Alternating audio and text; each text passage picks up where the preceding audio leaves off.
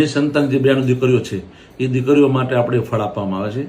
જે દીકરીને સંતાન નથી, મેરેજ પછી 5 વર્ષ 10 વર્ષ 15 વર્ષ 20 વર્ષ 25 વર્ષ પ્રશ્ન એનો જોવા જોઈએ. બેટા મેં કહ્યું તારે શું દુઃખ છે? બેટા મને કે બાપુ મારે બીજું કોઈ દુઃખ નથી, મારે ભય જોઈએ છે. કે 20 વર્ષની દીકરી ભય માંગતી હોય, તાત્કાલિક મેં એને બોલાયા, બીજના દિવસે કીધું તમે ફળ લઈ જાઓ.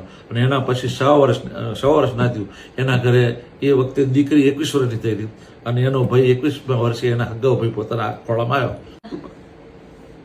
એટલે રામદેવજી કૃપા ભગત બાપુ અમારે ત્યાં 25 વર્ષે તમે અમને ફળ આપ્યું. કોઈ મેડિકલ ભૂવા દાખલા જ્યોતિષ બધું કરી ચૂક્યા, ક્યાંય કોઈ ફાયદો નથી થયો. પણ તમારે ત્યાં અમે એક ફળ લઈ ગયા. એના પછી 100 વર્ષની અંદર અમારે ત્યાં એક દીકરો આવ્યો.